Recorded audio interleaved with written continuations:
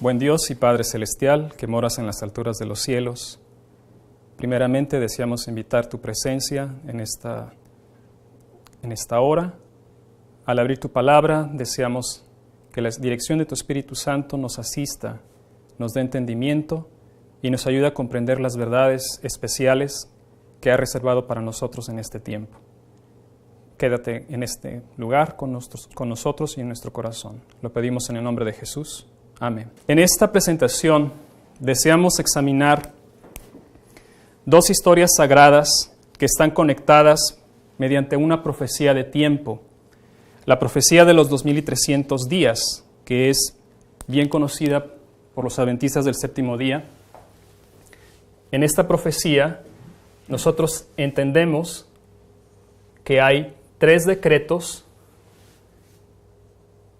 en la profecía de los 2300 días. A partir del tercer decreto de Artajerjes,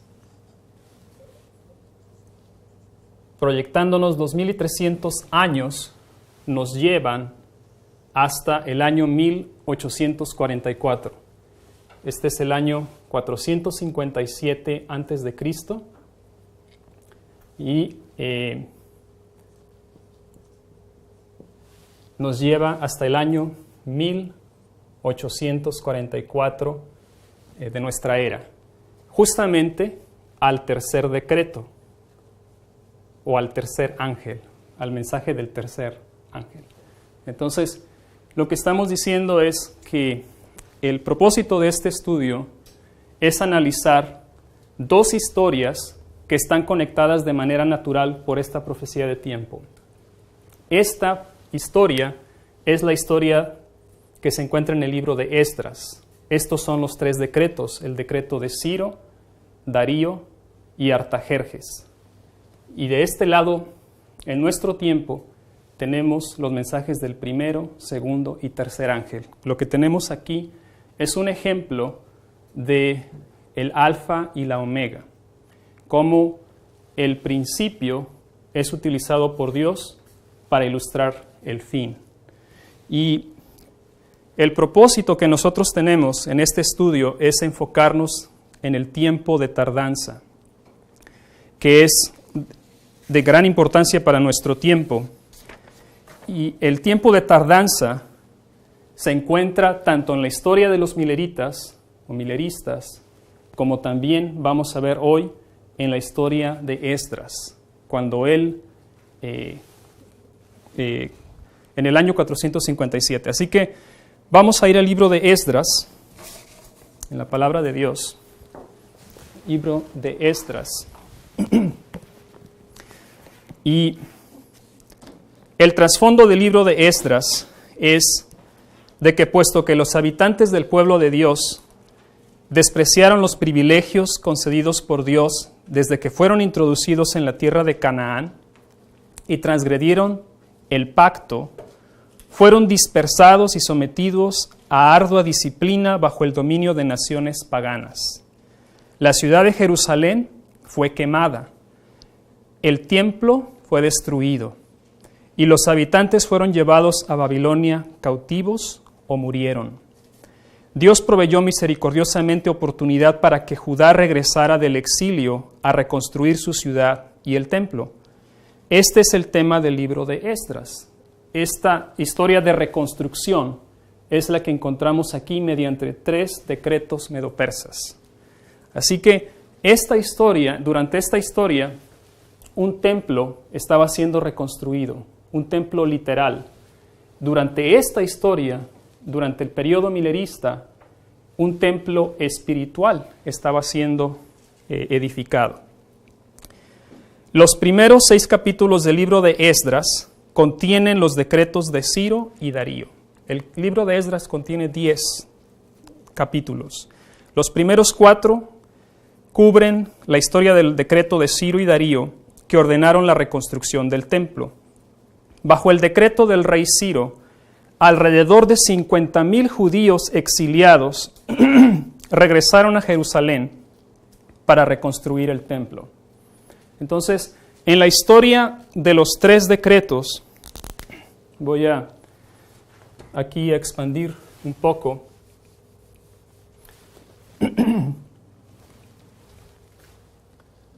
esta línea. El primer decreto es el decreto del rey Ciro, que algunos historiadores lo colocan en el año 536, 537, dependiendo la cronología que usemos, 536 o 37. Primer decreto. Y este es, durante este decreto, alrededor de 50,000 judíos se exiliaron y regresaron a Jerusalén, dirigidos por Zorobabel. Zorobabel es el dirigente en esta historia. Y Zorobabel dirige a un grupo de alrededor de 50,000 expatriados en su regreso a Jerusalén. Y ellos van a construir el templo, van a reconstruirlo. Los trabajadores enfrentaron la prolongada oposición de los samaritanos. ¿Sí? Los enemigos estaban presentes, en este caso los habitantes de esa tierra eran los samaritanos. Y los samaritanos durante muchos años estuvieron intentando detener la obra. Lograron finalmente detener la reconstrucción durante el reinado del falso rey Esmerdis. Entonces, aquí durante este tiempo, se estaba construyendo el templo, y la construcción del templo se detuvo por causa de un decreto del el impostor, que se hacía pasar por Esmerdis. Y Dios envió a los profetas Ageo y Zacarías para animar a los judíos. Los judíos respondieron y reanudaron la obra. Ellos fueron animados por estos dos profetas, Ageo y Zacarías. Comenzaron a reconstruir nuevamente, y entonces el rey Darío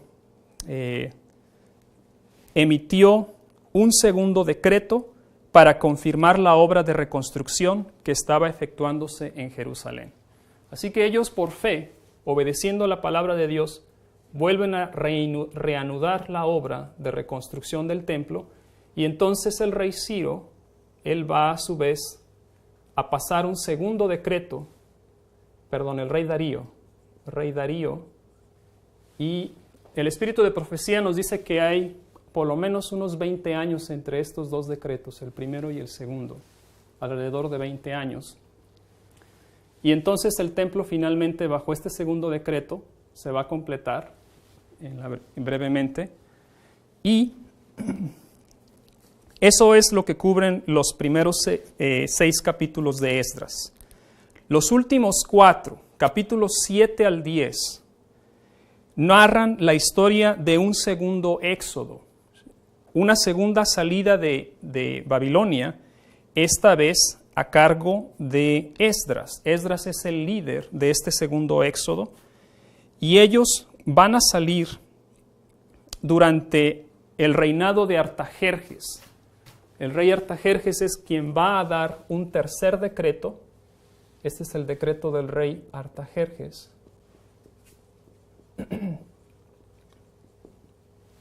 Y eso se encuentra ahí en el capítulo 7. Vamos a ir al capítulo 7. El capítulo 7 al 10, el reformador que Dios va a utilizar en esta historia es Esdras, el sacerdote. Y vamos a enfocarnos en el capítulo 7, sin olvidar por un momento que entre estas dos historias, entre la historia del segundo decreto y el tercero, aquí no se aprecia porque no está de manera proporcional, pero hay por lo menos unos 70 años de distancia entre el segundo y el tercer decreto. Entonces, hay un lapso de tiempo grande, y es allí cuando llega el año 457 a.C., es cuando Esdras finalmente él Él viene con un tercer decreto. Y allí en Esdras 7,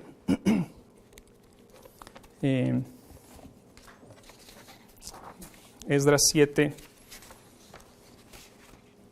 versículos 6 y 7.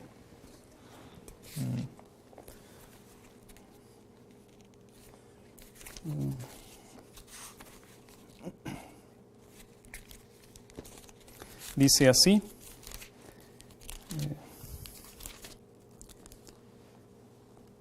Ahora pues,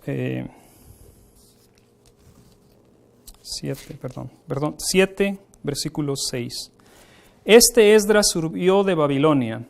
Era escriba diligente de la ley de Moisés, que Jehová Dios de Israel había dado, y le concedió el rey todo lo que pidió, porque la mano de Jehová su Dios estaba sobre Esdras. Y con él subieron a Jerusalén algunos de los hijos de Israel y de los sacerdotes, levitas, cantores, porteros, sirvientes del templo, en el 7º año del rey Artajerjes. Así que esa es la historia en el año 457. Dice en el versículo 9. Este versículo 9 es el versículo central de este estudio, es en el que nos vamos a enfocar. Es el versículo clave, dice: porque el día primero del mes, el día primero del primer mes, fue el principio de la partida de Babilonia. Y al primero del mes quinto llegó a Jerusalén, estando con él la buena mano de Dios. Así que Esdras está dándonos aquí una pieza importante. Ellos están saliendo de Babilonia en el primer día del primer mes y van a llegar a Jerusalén en el primer día del quinto mes.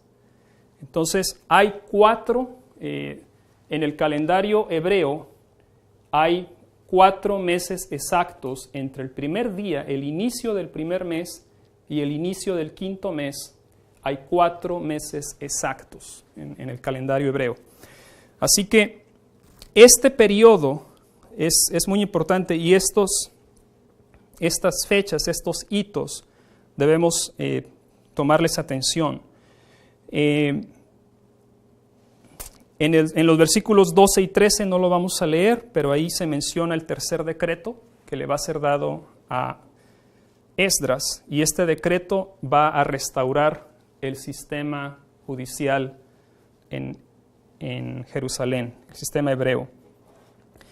Pasamos al capítulo 8, y en el capítulo 8 de Esdras, después de mencionar en los primeros versículos la genealogía de los hijos de los hebreos que salieron de cautiverio, en el versículo 15 nos dice así: los reuní junto al río que viene a Ahava, y acampamos allí 3 días.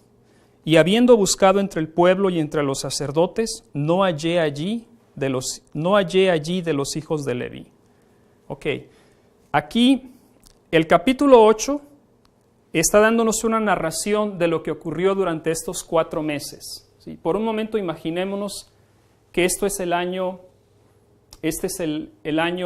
457 hebreo, o el equivalente al año 457 de nuestra era, y durante estos 4 meses de travesía entre Jerusalén y Babilonia, se está narrando aquí en este capítulo.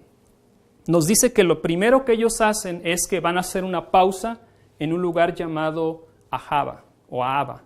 Es un río, en las riberas de un río. Y Esdras se da cuenta que entre los acompañantes no vienen nadie de los hijos de Leví, no vienen levitas con él. Entonces, eso nos está marcando ahí en el versículo 15. ¿Qué va a hacer él? Versículos 16 y 17 nos dice que él va a enviar mensajeros para que busquen ministros para la casa de Dios. Dice así: entonces despaché a Eliezer, Ariel, Semaías, Elnatán, Jarib, Natán, Zacarías y Mesulam, hombres principales, asimismo Joiarib, Elnatán, hombres doctos, y los envié a Iddo. Él envía a estos mensajeros a Iddo, jefe, en el lugar llamado Casifia, y puse en boca de ellos las palabras que habían de hablar a Iddo y a sus hermanos los sirvientes del templo, en el lugar llamado Casifia, para que nos trajesen ministros para la casa de nuestro Dios. Y nos trajeron según la buena mano de nuestro Dios sobre nosotros, un varón entendido de los hijos de Malí, hijo de Leví, hijo de Israel, Serebías con sus hijos, sus hermanos, 18, y continúa diciendo, hubo gente que respondió al llamado entre los levitas, que él envió a buscar. Algunos levitas respondieron y aceptaron salir de Babilonia. Después en el versículo 24, menciona que él va a nombrar, dice aquí, aparté luego a 12 de los principales de los sacerdotes, a Serebías y a Sabías, y con ellos 10 de sus hermanos, y les pesé la plata y el oro y los utensilios, ofrendas que para la casa de nuestro Dios habían ofrecido el rey y sus consejeros y sus príncipes y todo Israel allí presente. Y esta ofrenda que ellos llevaban mientras iban saliendo de Babilonia había sido dada por los reyes medo-persas o el rey medo-persa, iba a ser entregada en Jerusalén y consistía en plata, oro, utensilios, versículo 25, ofrenda para la casa de nuestro Dios habían ofrecido el rey y sus consejeros y sus príncipes y todo Israel allí presente. Así que van a pesar la plata, el oro y las ofrendas. Y entonces les dice Esdras en el versículo 28, vosotros estáis consagrados a Jehová y son santos los utensilios y la plata y el oro.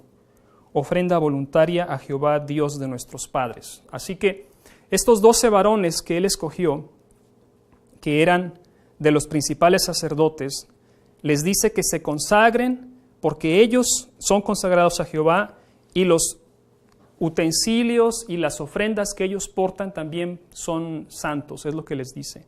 Y entonces les da la instrucción de que cuando lleguen ellos a Jerusalén, van a volver a pesar esas ofrendas.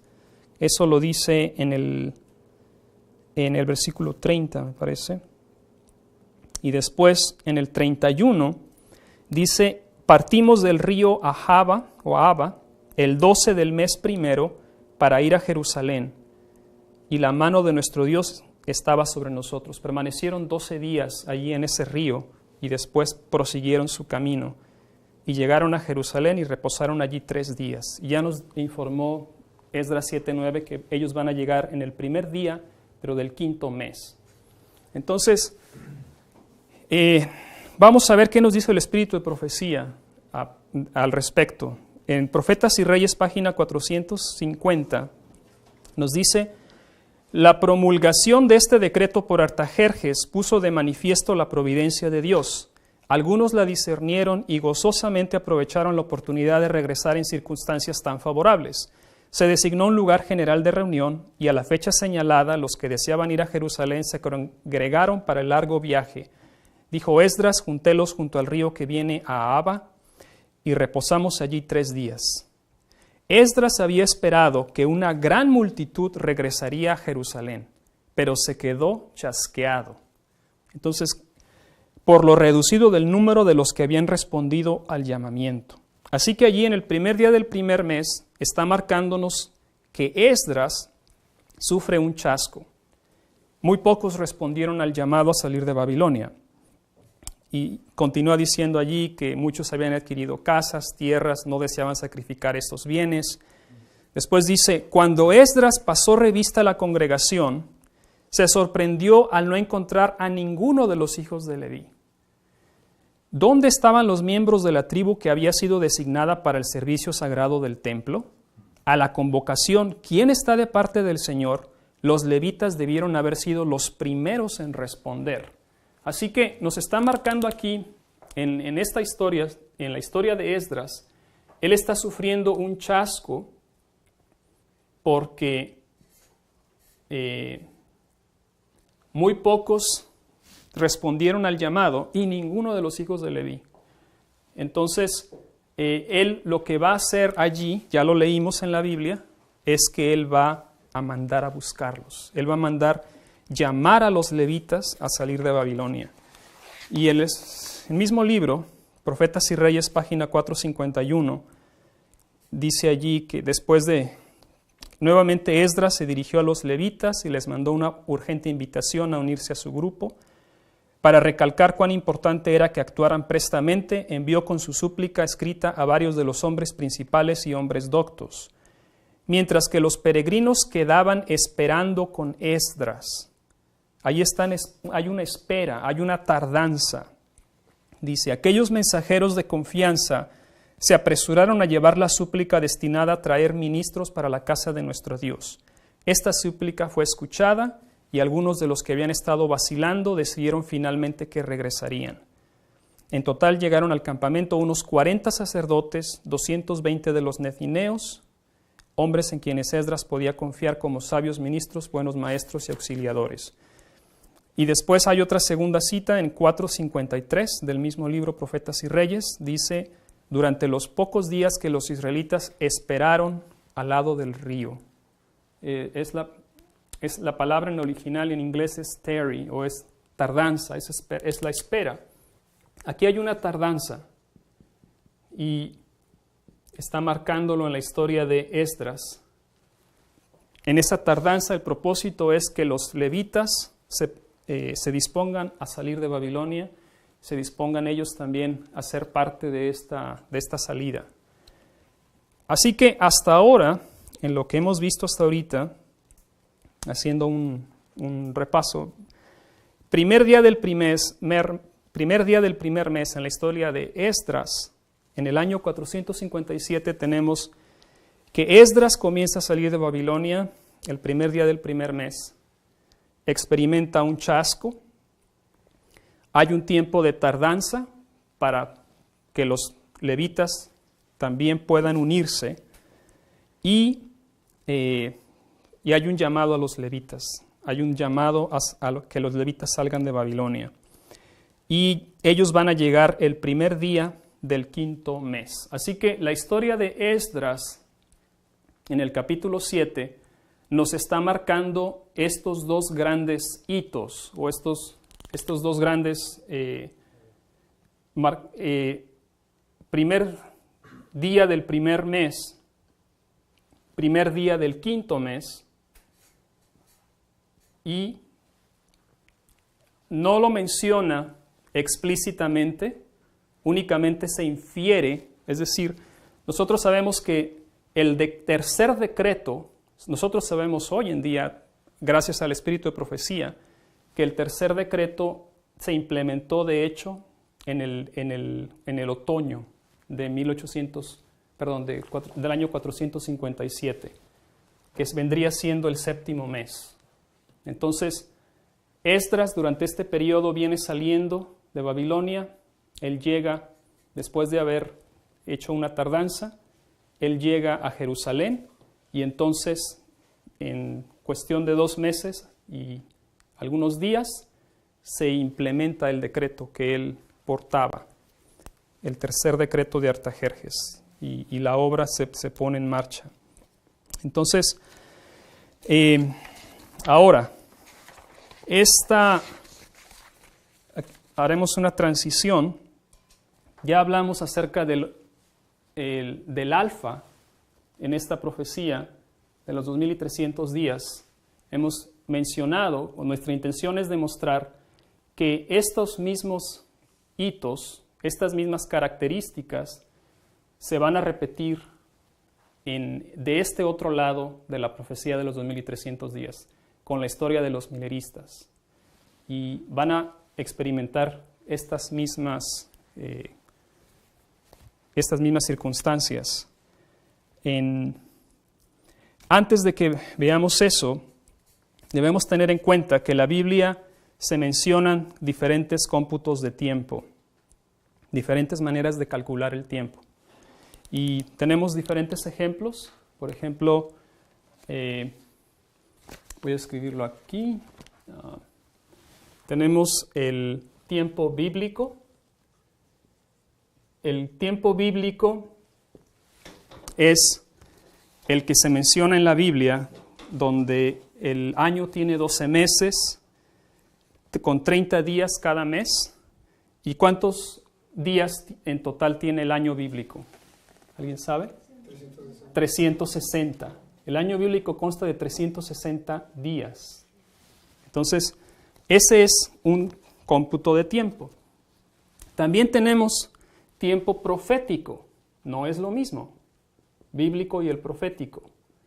El profético es cuando aplicamos el principio de día por año. Es similar, funciona similar con estas mismas características de mes de 30 días, año de 360 días, pero aquí se aplica el principio de día. Un día equivale a un año. Ese es el que se utiliza en profecía. Entonces, aquí cuando uno lee la profecía de los 2300 días, en Daniel 8:14, nos dice hasta 2300 tardes y mañanas. Si fuera tiempo bíblico, serían tardes y mañanas de días literales, ¿sí? Serían 2300 días literales. Pero sabemos que no se está refiriendo a eso, se está refiriendo a tiempo profético. Entonces, esos días de tardes y mañanas se convierten en 2300 años, ¿sí? Entonces, en el tiempo profético, el día literal equivale a un año. El día equivale a un año. Ahora, hay otro cómputo que también está conectado con la Biblia, y este es el cómputo hebreo. ¿Sí? El cómputo hebreo es la manera como ellos calculan su calendario, y que en esta presentación vamos a hablar un poquito más acerca de eso en un momento. Únicamente quiero mencionar de momento que en el cómputo hebreo hay dos cómputos. Hay uno que es el civil, calendario civil hebreo, que comienza en el otoño, y tenemos el calendario religioso hebreo. Ese es en el que nos queremos enfocar, calendario hebreo religioso o sagrado. Por eso aquí lo tengo marcado como sagrado o religioso. Y este comenzaba en la primavera. Ahora, este calendario religioso se divide en dos. Hay dos aplicaciones. Una de ellas es el rabínico. Ese es el que utilizaban a partir del siglo. Los rabinos hebreos implementaron el cómputo rabínico, y también existe el cómputo caraíta. Estos dos son religiosos, son variaciones del calendario hebreo religioso. Vamos a hablar un poco acerca de estos dos, porque nuestros pioneros mileristas, ellos tuvieron que hacer una decisión entre estas dos variaciones, entre el calendario rabínico y el calendario caraíta. Y por último, con el calendario que estamos nosotros familiarizados, obviamente, es el que se le conoce como gregoriano o occidental. Y este calendario comienza en el invierno, ¿verdad? Nuestro calendario aquí está representado en la parte baja de esta línea. Comienza en enero, que es durante el invierno, y termina en diciembre, el 31, que es también durante el invierno. Va de invierno a invierno. En el calendario hebreo que estamos aquí representando, inicia en la primavera. Y la diferencia que hay entre estos es de que en el calendario hebreo, o en el calendario gregoriano primero, el que estamos más familiarizados, sabemos que tiene 12 meses. Estos meses pueden variar en el mes de febrero desde 28 días o 29 si es bisiesto, como en este caso bisiesto, o hasta 31 días, ¿verdad? Pueden ser días de 30 o 31 días. Así que en el calendario gregoriano, el mes puede tener una duración entre 28 y 31 días. Y ahí tiene un total de 365 días, cuando es normal o común, o 366 cuando es bisiesto. Entonces, este es un calendario solar, el calendario gregoriano. El calendario hebreo es un calendario lunisolar, está basado en la luna. Y el calendario hebreo, los días del mes, un mes puede tener 29 o 30 días. Entonces, el mes hebreo, del calendario hebreo, tiene 29 o 30 días, y el total de días por año es de 354 cuando es un año común, o 384 cuando es bisiesto. Entonces, de eso vamos a hablar en un momento. Vamos a explicar eso un poquito más detenidamente, porque es simplemente para que podamos entender mejor de qué manera se traduce una fecha del calendario hebreo, en este caso el sagrado, a nuestro calendario que utilizamos nosotros. En este caso vamos a descubrir que es el caraíta, el que nuestros pioneros favorecieron. Ahora, vamos ahora sí al periodo milerista. ¿Qué fue lo que ocurrió en nuestra historia? Nuestros pioneros originalmente, cuando ellos calcularon las profecías de tiempo, por ejemplo los 2300 días, ellos podemos apreciar en esta tabla la profecía de los 2300 años, como ellos la entendieron originalmente, es que se cuentan a partir del año 457, y ellos hicieron esta resta, y como